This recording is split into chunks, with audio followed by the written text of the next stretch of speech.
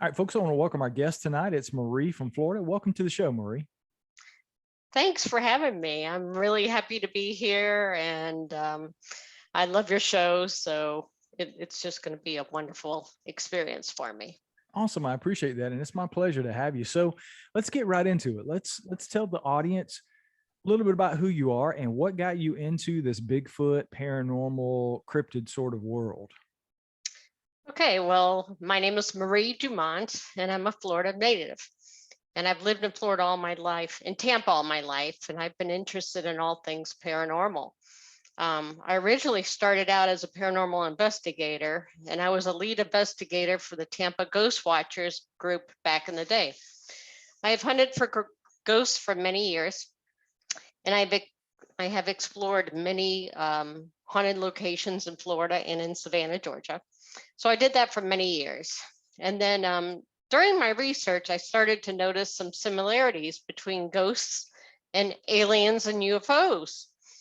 And so I started researching aliens and UFOs, and I used to do nightly sky watches with my friends to see what would happen. And strangely enough, we did experience lots of paranormal activity while we were out there, which I did not expect. I am fortunate enough to have had 2 UFO sightings in the past 3 years, which involved seeing 2 different types of craft in the sky. And I also had an alien encounter one night in my room where 3 aliens appeared in a blinding white light. And it was just truly amazing. So basically, during all my UFO research, ghost hunting, etc., I started to notice that there's also similarities with Bigfoot. That's just what I've experienced through the past few years. That's the way it's been. So very interesting. Let's talk a little bit about, you mentioned the similarities in UFOs and ghost. Why don't you talk a little bit about what you found in your research? What are those similarities that you found between the two? Well, one of the things that people talk about, but now I have not seen yet, is with Bigfoot. I guess some people see a blue orb in the woods. I don't know if you've heard that before, but many people have seen that. And of course, if you've ever been ghost hunting, you'll also see orbs. Now, I'm not just talking like dust that, the light reflects. I've had daytime sighting of an orb right in front of my face. And then with aliens, same thing. I have some friends who are MUFON investigators, and one of them talked about how some of the people who had encounters, they would see like an orb floating through like the woods, and then poof, it would turn into an alien being, and vice versa. Same thing. They would see like this alien being, this light being, and then poof, it would disappear into an orb and it would just float off. So orbs are very common with all 3 of them. Now, we've had wacky things happen out there with when we were looking for aliens and UFOs, is we'll be out in the field sitting in chairs, and all of a sudden lights in one of the cars would turn on and off by themselves. Or we see shadow people walking past us. Or we've had mysterious lights that have appeared only on our IR cameras, not anything that we could see, but they were floating around us. And one was like a giant beam of light that came down between all of us.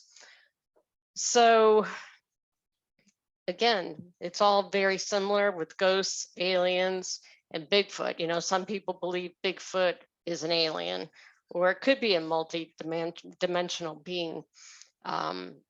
And some people say they see him 1 second and he's gone the next second. So I don't know. I can't explain it, but in my opinion, they are very similar. Let's talk about that a little bit, because I have tons of people on my show and I talk to different people who have had different experiences, for example. And I try not to rest in a camp, but I tend to be in the flesh and blood camp of sort of Sure, relic hominoid, right? absolutely. And the naysayers and the skeptics and certainly the cynics always say that this woo part of the Bigfoot, as they call it, right? The orbs and the lights and the things that people see in conjunction with Bigfoot sightings, it's very difficult for some people to wrap their brain around the connection, or it's an alien, or it's an alien's pet, right? That the aliens are dropping the Bigfoot and the dogmen and whatever off on Earth to do whatever they do and then pick them up later. And I have had people on the show that have either had experiences or talked to people that have seen Bigfoot in relation to UFOs to the point Hmm. of walking onto or off of what appeared to be an alien craft. I'll play Yes. devil's advocate for a moment, because those people's answer to that always is, and I sort of go to that in my own brain sometimes, you're sort of explaining a an unexplainable thing with something else that's unprovable and unexplainable. Correct. So, how do you feel about that question? What do you think about that, and what is your response to that? Those people who have those kind of feelings about Bigfoot and aliens. Well, definitely the people who believe that they are alienish, could be alien beings, is normally they've had encounters. They've seen it with their own eyes. They're just not making up things. So I can't discount them because I wasn't there. I didn't see it. So people need to keep an open mind. If you weren't there to see it, I don't think you have any right to discount what somebody is saying. That's my opinion.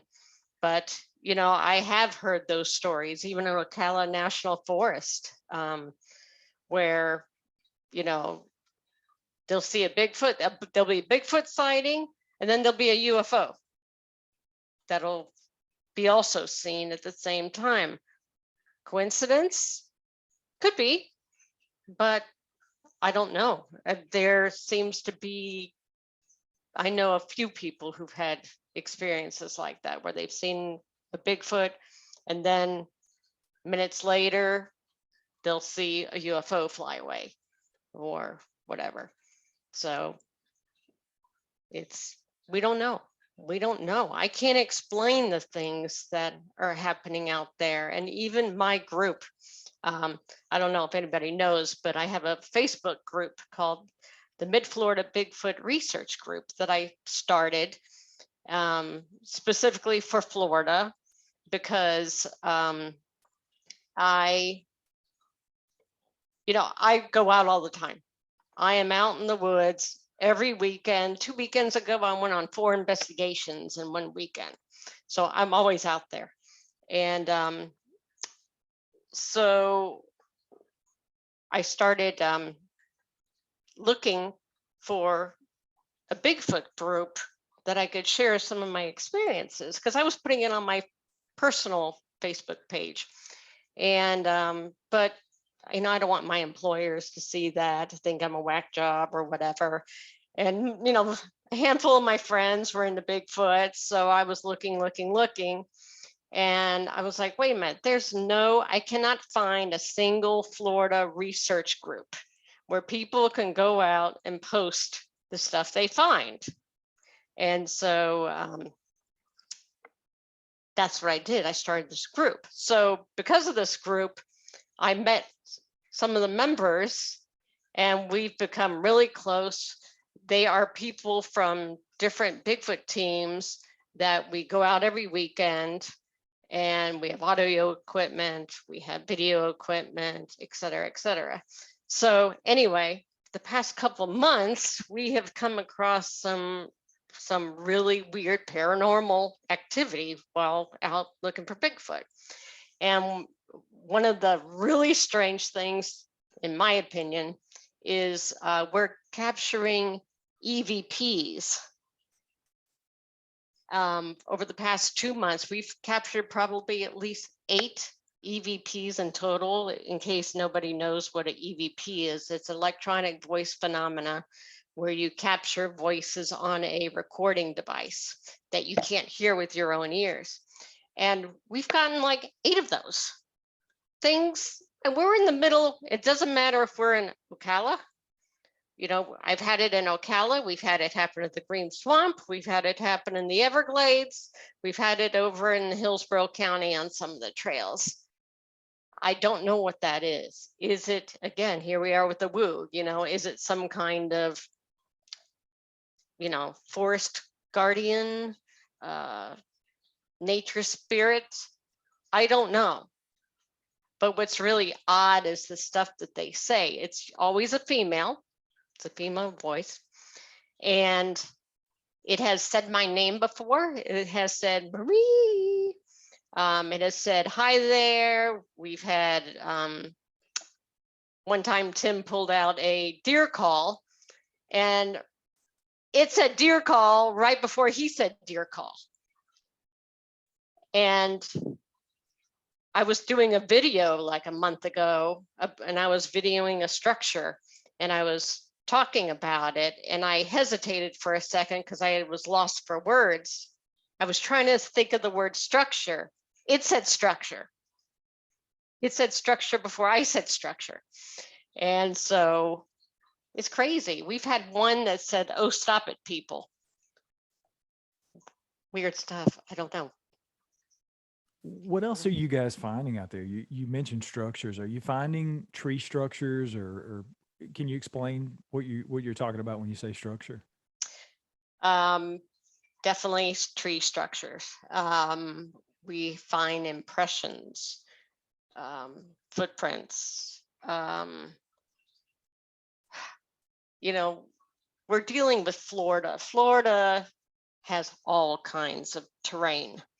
You know, we have forests, we have swamps, we have like prairie areas that have nothing but saw palmetto bushes, which are only 3 to 4 feet tall.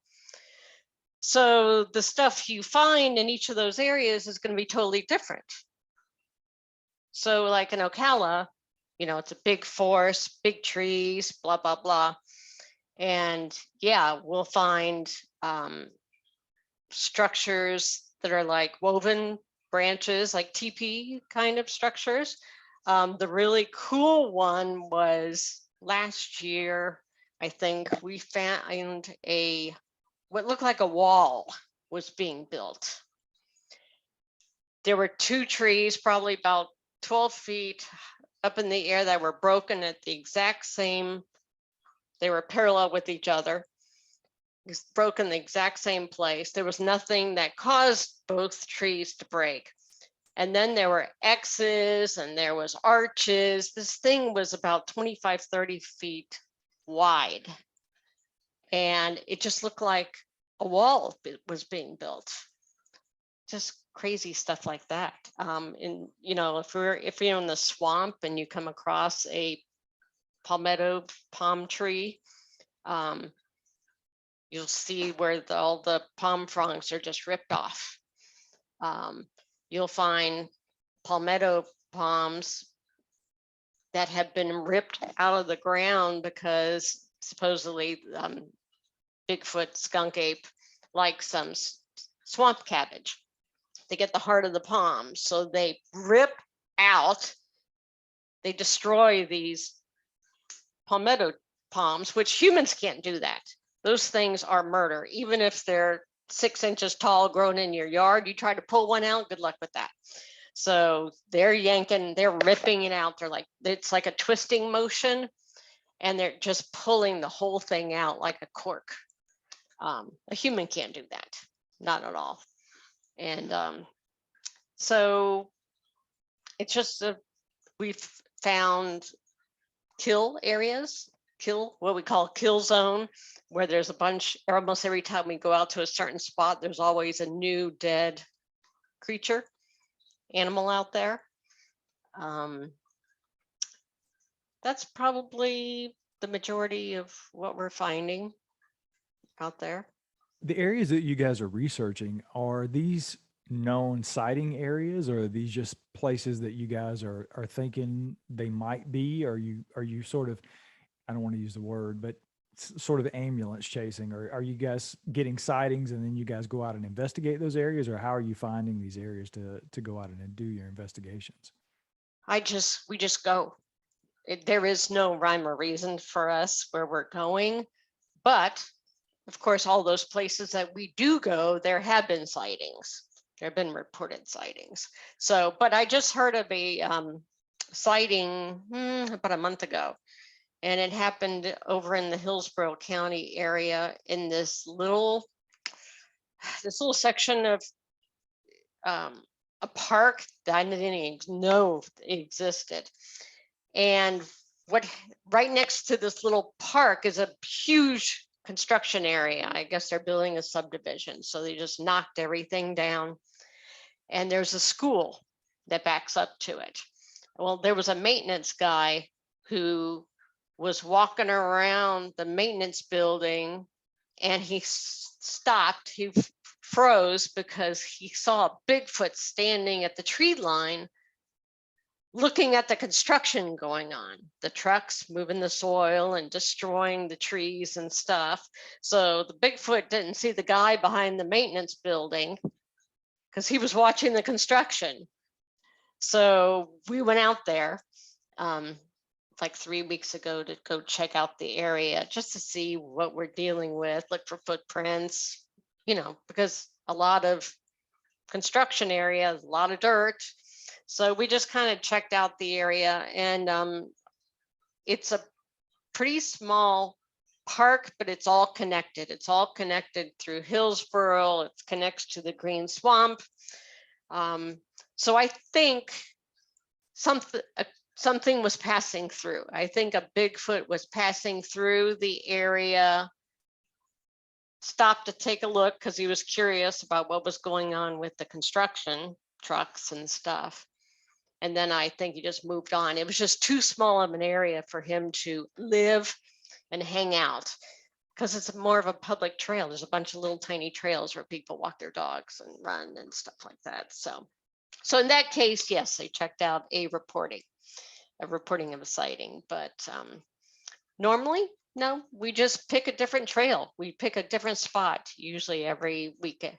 We'll like maybe go to the Hampton track over in the Green Swamp, and we'll go there 2 or 3 weeks in a row, and then we'll move on to another, spot to thoroughly investigate, see what it is we can easily find. And now the weather's getting cooler and better, so it's a lot more comfortable out there where we could stay out.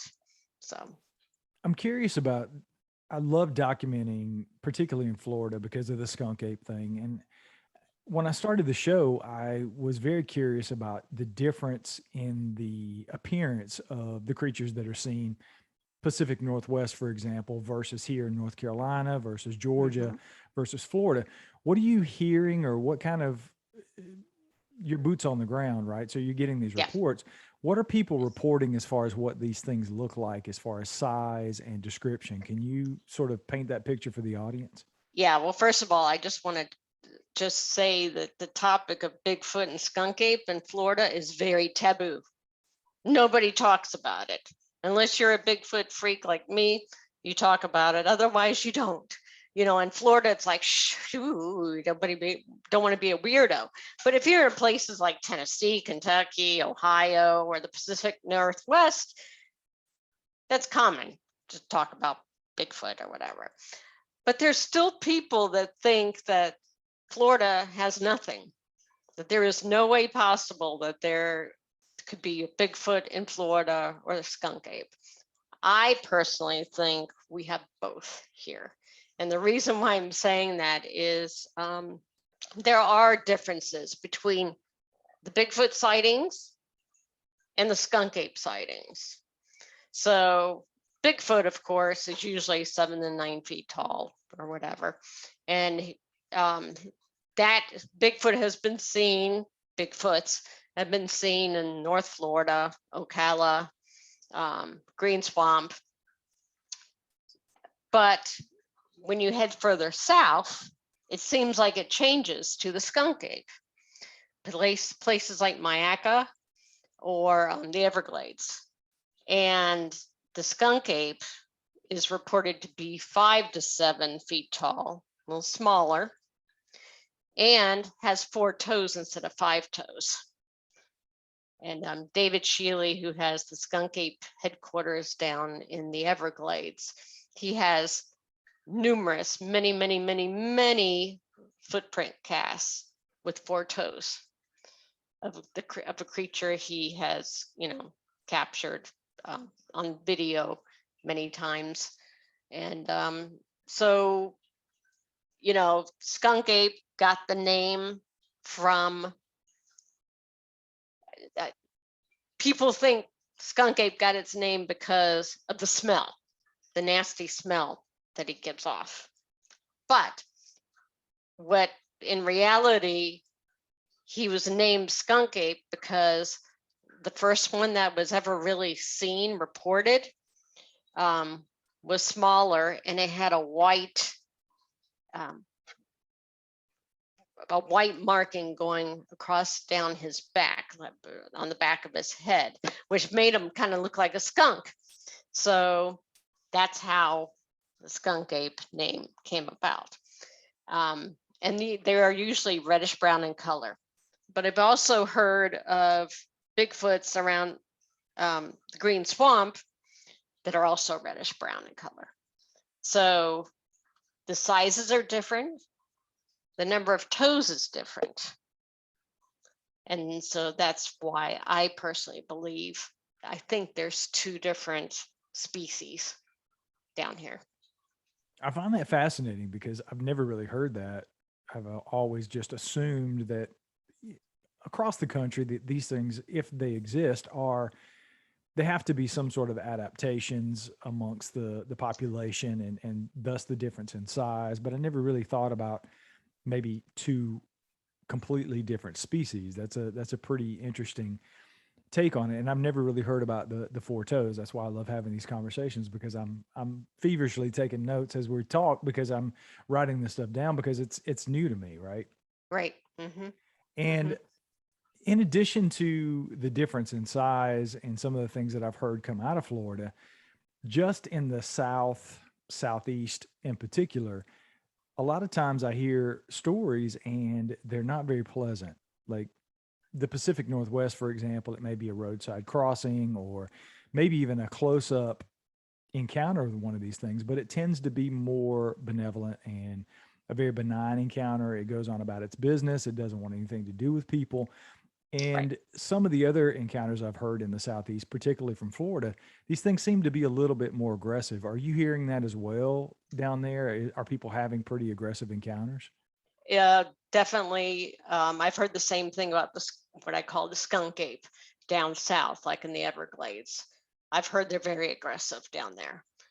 Whereas the reports I've heard about Ocala, Bigfoot's out there where they're caught crossing the road or whatever, it's exactly what you said. They're just, benevolent. And I guess that would make sense. Just in general with animals, it tends to be that way. The bigger animals don't have a lot to fear, so the aggression is just not even worth their time, versus something that's a little bit smaller that maybe 5 feet. I'm 6'1", almost 6'2". I'm bigger than something that's 5 feet tall. If I run up on it in the woods, that would tend to make sense. Yeah. And I forgot what I was going to say.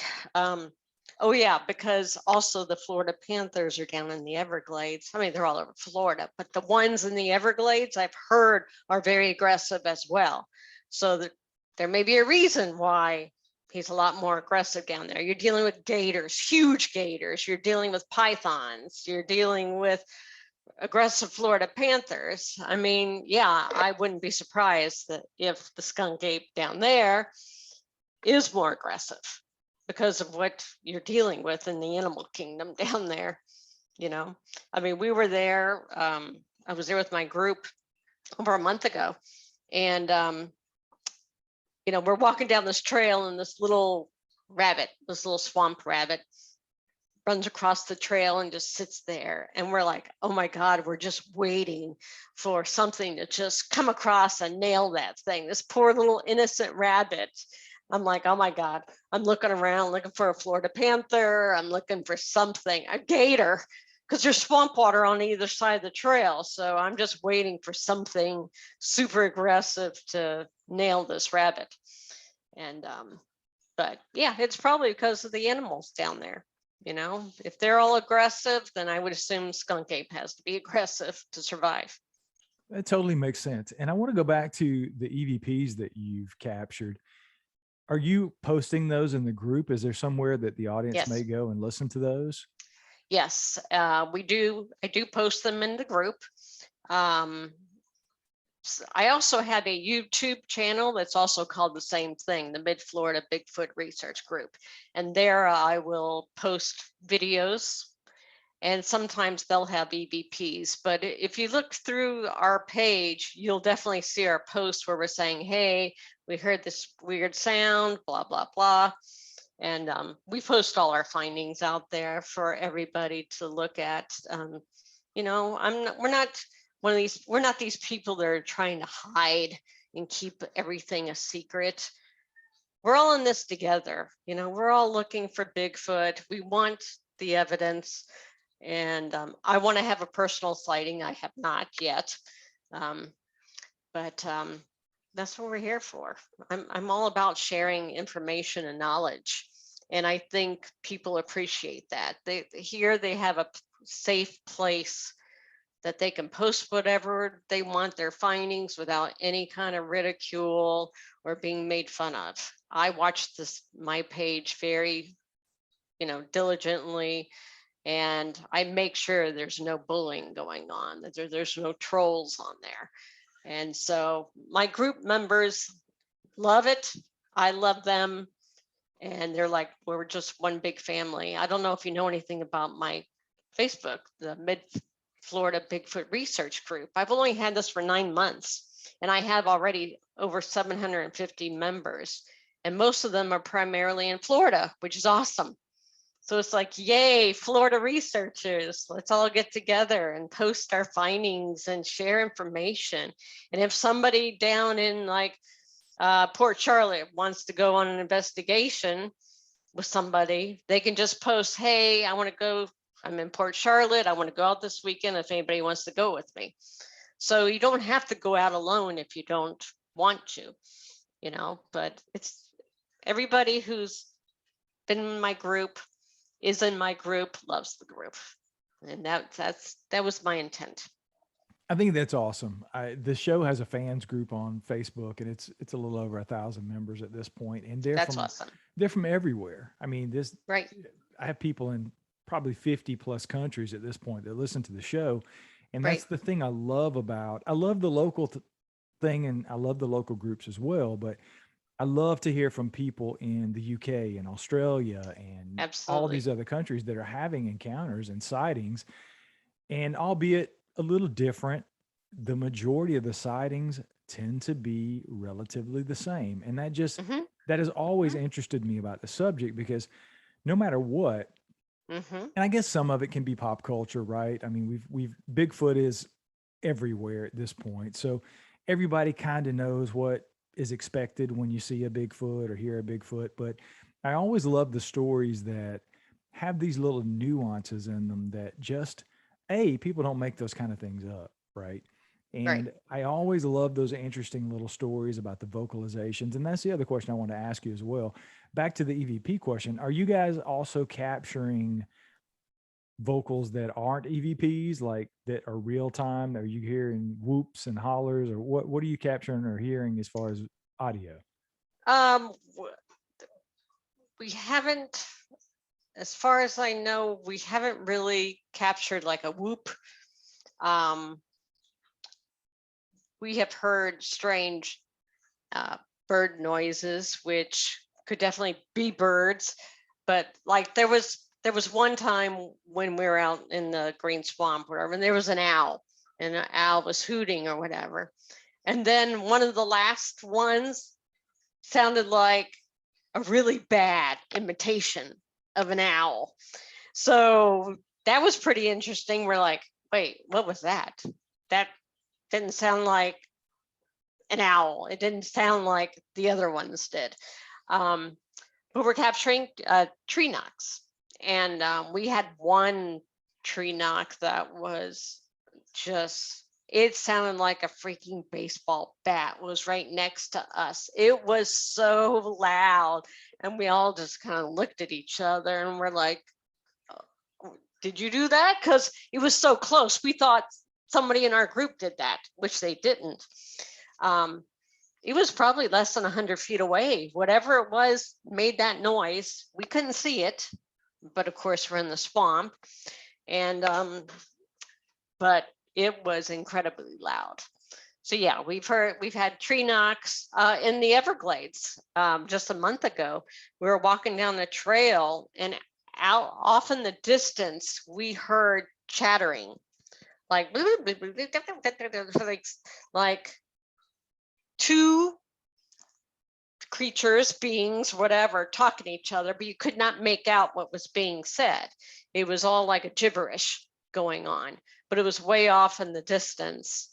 Of course, we're in the swamp in the Everglades. So that's intriguing. And so haven't captured a full vocalization. I've heard one. That was one of my first experiences out in Ocala National Forest. Was I was on a overnight camp out with a bunch of friends like 3 years ago, coldest night of the year. And everybody, we were just sitting around the campfire talking and having fun and stuff. And 3 of us heard this loud vocalization off in the distance. And we're like, oh my God, did you hear that? Yes, I heard that. And it sounded like it was maybe like a mile away. And the area that it sounded like it came from is a spot that has a small lake and a pond next to each other. And that's where it sounded like it came from, but we don't know for sure. But that was my first major experience with Bigfoot. And it sounded exactly like the Ohio Bigfoot calls, you know, like the Matt Moneymaker, you know, huge, just one long, loud, just one. That's it, all night long. So that was pretty interesting. And again, that's one of the fascinating things about talking to people from Florida and other places across the country and even around the world. We've heard very similar things here in North Carolina on our property. People hear the same exact thing in Ohio. They hear it in the Pacific Northwest. They hear it in British Columbia, Canada. And that has always interested me because it has to be something, right? It's either Right. it's either a person imitating a Sasquatch or it is a Sasquatch. Correct. And I've had so many people that I've talked to, some that are into the audio. I'm very into the audio. I've actually done a show with Julie Wrench and David Ellis from the Olympic Project on some of the audio that Julie has captured here. She's in the Uwharrie National Forest in North Carolina. And some of the sounds that she's played on the show just made the hair on the back of my neck stand up, because it's very similar to what I'm hearing, 2+ hours away. And then the very same thing you're hearing in Florida. So it's always interested me that these sounds are happening and we're just not figuring out what it is that's making them. I mean, we're all assuming it's a Correct. Sasquatch, and Julie's Correct. always very clear and very careful not to say, hey, this is a Sasquatch. She just says, I don't know what it is. Yeah, that's the same way I am.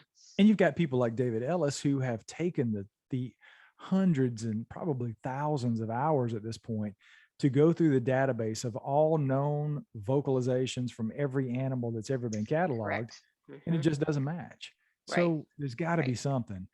We just Yes. don't know what it is, right? Right. Absolutely. I would be remiss if I didn't talk a little bit about your paranormal experiences that you've had. I know you've had several with Bigfoot. So would you mind sharing some of you mentioned a couple of UFO encounters. I too have had a UFO encounter, and I've shared it on the show. So awesome.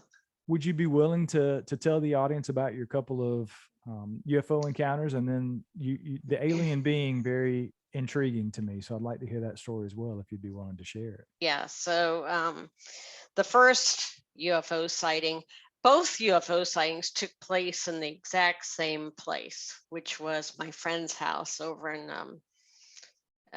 Valrico, Florida. And we always do the sky watch on her back patio where the pool is. So it's screened enclosure. And so we have our gravity chairs out there and we just watch the sky. And so the first UFO sighting was, we're all basically like looking east. And to the left of us, right above the tree, was this light. It was golden orange.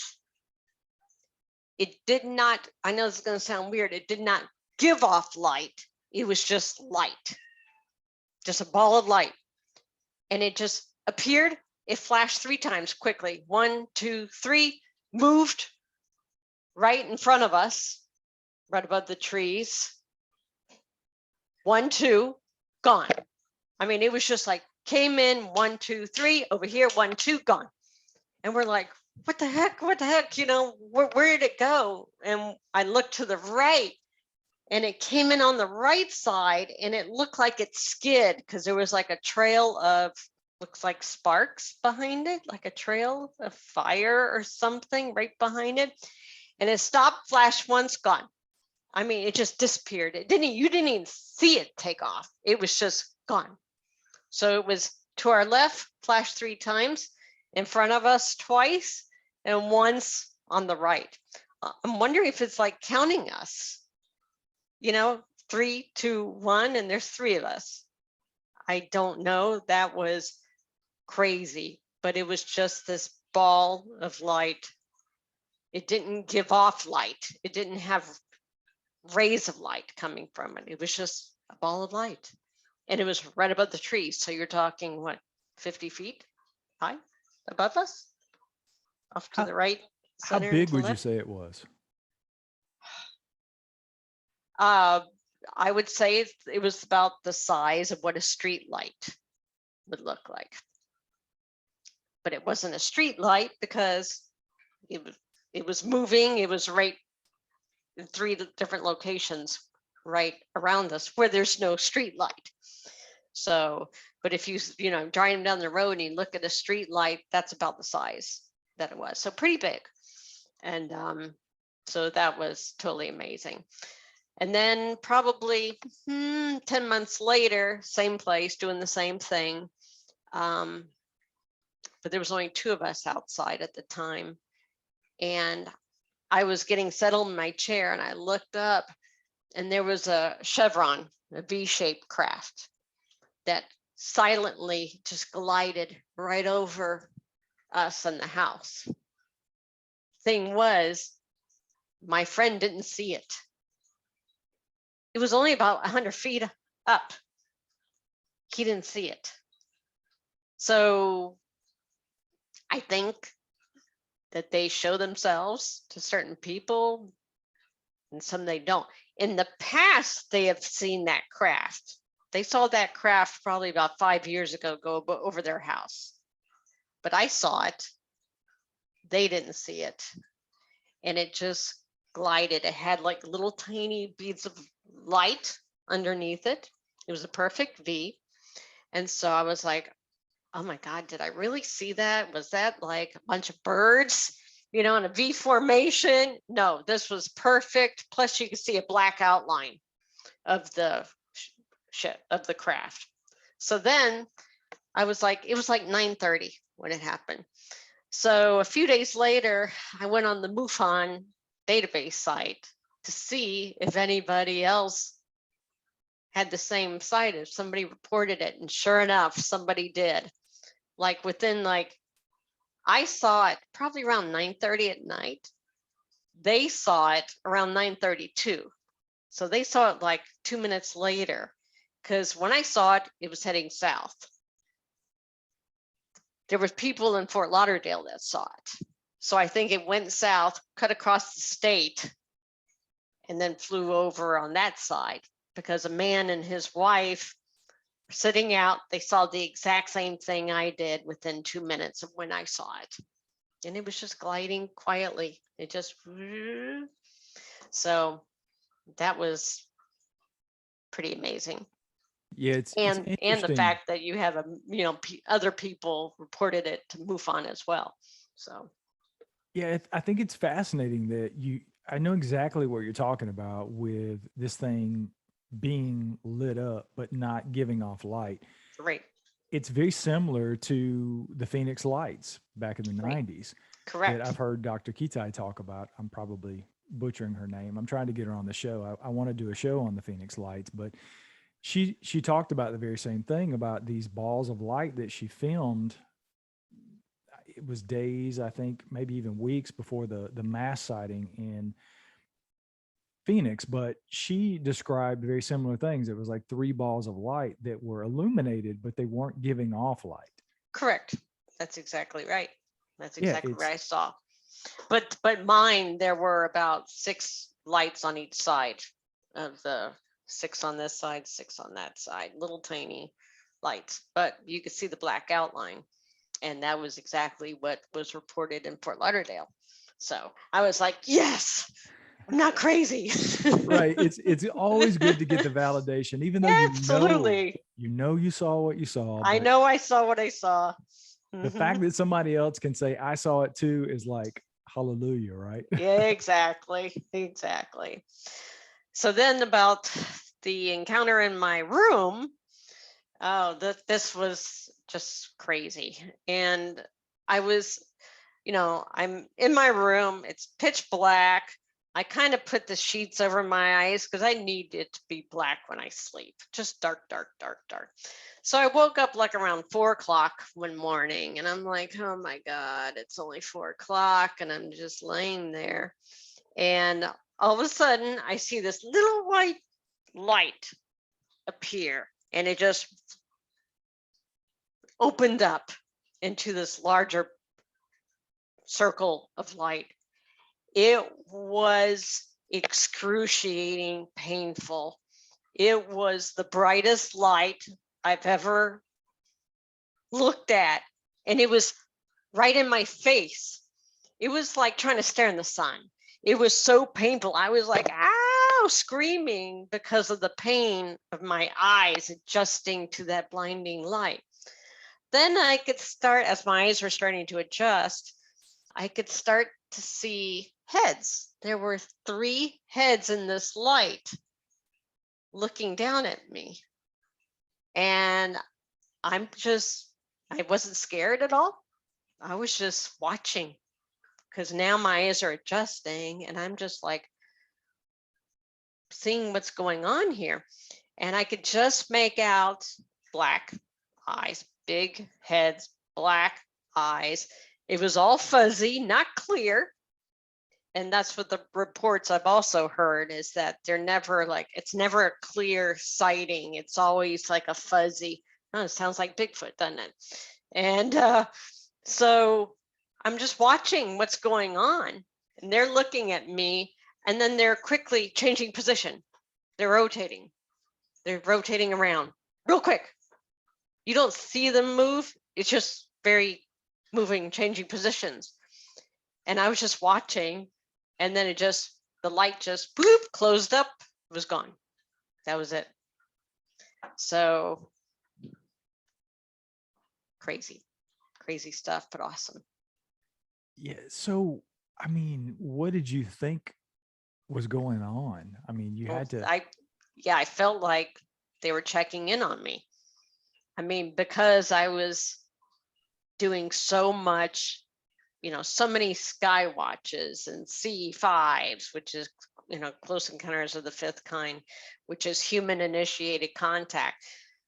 Me and my friends do that all the time and sky watches. And so I'm not surprised that they decided to visit because I was so hot and heavy into the whole alien UFO thing that I think they just kind of like checked me out, just to say hi. That's what I wanted. I wanted to have an aliens and UFO sighting, and I've had both of them. I've had ghost sightings. The only thing I haven't had is a Bigfoot sighting, but I will. I'm obviously trying to increase my odds by being out in the woods every single weekend, multiple times. So, yeah, it's a crazy world out there. There's so many things that we don't know. We don't understand. We don't know what's going on. And, very well, I don't know. I just don't know what to say about Bigfoot. I think it's definitely a flesh and blood animal, but I think they have special capabilities, whether they're able to just quickly disappear. I don't know. I just think that they have special abilities that we don't know about. And one of the reasons why I'm saying that is Tim T, one of my members, part of my research team, he found some hair that was stuck on a barbed wire fence in the green swamp. And so he just has a little microscope at home, and he was looking at the hair. And the hair, when you look at it, looks like camouflage. You know how clothing, it's all greens and browns, it's all muted, that's the way the hair looked, which was really interesting to me, because if that is Bigfoot hair, then that makes perfect sense. And maybe at certain angles, his hair, he can look invisible, or blend in if his hair has a camouflage type of property to it. Anything's possible. And so Tim sent off that hair to another researcher who has a much, better lab, high power microscopes. He was going to look at it a little bit closer and see what he thought about it. But I don't know. One thing I wanted to say about Florida, the terrain in Florida is very unique, and it's very challenging when you're out there looking for evidence. And, and I say that because we have forests, we have swamps, lots of swamps, and we also have prairie areas that have saw palmetto palm bushes. So depending on your area, what you're going to find is totally different. So like in the Pacific Northwest, yeah, you go out in the woods and you may find teepee structures, broken trees, blah, blah, blah. That's fine. Here, depending on where you're at, you're not going to find those. You'll find that in Ocala or maybe in North Florida, but in Mayaca, you're not going to find that. Or in the Everglades, you're not going to find that. I sent you a bunch of pictures, but one of the pictures I sent you was this tiny structure about 2 feet tall. It's like a little teepee structure that I found in Mayaca State Park.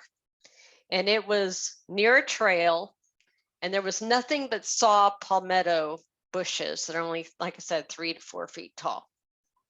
So where is a skunk ape or Bigfoot going to build a structure? There's no place to build a structure. There's no materials to build a structure. But there are patches out there of oak trees. Every once in a while, you'll see like a bunch of oak trees somewhere. Well, so the structure that I found, this tiny 2-foot structure, was made out of twigs. So something had to go around and gather twigs, because there's no branches, big branches to make anything if they're doing markers or whatever they're doing. So they collected little twigs and built a little teepee that's only 2 feet tall. And I completely missed it. And I was stopped in my tracks. I'm like, wait a minute, what was that? And I turn around and look back. I'm like, oh my God, this is the weirdest thing. People look at it and they're like, somebody's trying to start a fire. Well, nobody's starting a fire in the summertime, and they're not going to do it alongside of a trail in the middle of nowhere in the palmetto palms, in the palmetto bushes. So that was a real eye opener. because I never realized that, but now I know that. Whenever I go into an area, some of the things I think about is, okay, if I'm a Bigfoot, where am I going to go? Where am I going to hide out at? What am I going to use to build something? Like if they wanted to make territorial structures or, whatever markers, or whatever it is that they do, what materials are they going to use? So that's what you need to look for. If you were a Bigfoot, what would you be doing right now? Like in the Everglades. Okay, you could build a teepee structure in the middle of a bunch of cypress trees in the swamp. Other than that, the only places you can build anything is on the dry ground, which is right next on the trails. There's not that many dry areas in the Everglades. So that's just been a real eye opener, and something that people in Florida need to keep in mind, that the terrain is different and what you're going to find is totally different. Yeah, I've always been fascinated with the stick structures and like the nest that the Olympic Project's working on. I had Right. Shane Corson on talking about those last Yes. week, I think. And Yes. that's always very interesting to me, and what people find. And I always take that with a grain of salt, with some of the tree breaks. And you have to be careful because a lot of people go out and everything they see becomes Bigfoot. But it seems like Correct. you and your group seem to approach this in the correct way, because you always look for that rational explanation first. Right. And I think that's very important when you bring evidence. And I'll certainly, with your permission, I'll post those pictures that you sent in the show notes for this show Of as course, well. absolutely. Yes, I sent you about 15 of different photos, so you'll see what I'm talking about, how different things are out here. And I'm not saying anything is Bigfoot, but I will post what it is I find out there. And my team, my research team is just awesome, and each one of us brings something different to the table. And so like Tim T in Florida, he's a hunter and he's a very good tracker. So he's able to like look for tracks, figure out where things are going, blah, blah, blah. He's super good at that. And, we have other people who have audio and video equipment. I'm very good at spotting structures, finding unusual things out there. That is my forte. And I wonder if it's because something about me is I'm very creative. I'm a artistic person. So I have a keen eye for unusual things in the woods, things that I think are out of the ordinary. I'm able to spot them. And so, we work very well together because, like I said, we all bring different things to the table and we work together. We're like one happy family. We get along great and we just have a great old time out there. So You I'm heard very that, folks. grateful. Yeah. You heard that, folks. People can actually get along in the Bigfoot community. We should all try that. Hey, yeah, on different Bigfoot teams, even, Yeah, I think But it's that's awesome. I think it's yeah, awesome. we're like I said, we're not being secretive. We're not, we're here to spread the wealth, basically, And I always get a kick out of hearing somebody who is afraid to post something. I may post something and they're like, oh my God, that's exactly what I saw, 5 years ago when I had my sighting or whatever. They don't want to post and talk about their sighting. But whenever we post things, we'll have people that get on there and they're like, oh yeah, I just saw that the other day, or that I had a sighting 10 years ago. That's exactly what I saw. So that's always great to hear. I love interaction in the group. That's what we're here for, and it's just a beautiful thing. I think it's awesome, Marie. The Mid Florida Bigfoot Research Group, I will link to that for Yes, sure in sir. the show notes, and I will definitely probably have the pictures over on Patreon for the members, so you guys can go check that out. Marie, thanks so much for coming Perfect. on the show and sharing your encounters and your experiences. I think it's been awesome, and I'd love to have you back at some point. Absolutely. Well, thank you, Brian, for having me. Absolutely, it was my pleasure. Well, that was awesome. See how painless that was? You were a little nervous in the beginning, right? I I could tell was, you were a yeah, little nervous. I was nervous. Yeah. I always win people over by the end. That's my goal. Well, Well, that hopefully was I don't sound like too much of an idiot or no, I think it was whatever. great. I Yeah. think it was fantastic. And like I said, I'm a fantastic editor. So anything that doesn't sound right, I'll edit out and it'll be a great Perfect. show when I put it together. Perfect. So Yeah. And the pictures, I don't know if you saw the pictures, but there's some pretty interesting things. I will definitely take a look at them. I know Danny had the emails. I just haven't had a chance to open them yet. I mean, So. yeah, they're, TP structures, whatever, but there's some interesting things there. I will definitely check them out. Well, we'll have to stay in touch. And if you find anything Absolutely. else while you're out there, or if you have anybody else in the group that has experiences or whatever, Just watch my page. I know you're a member. I Yeah, added you. yeah. I don't know if you know that. I added you as a member. So you're there. So you can just take a look and see what we're up to.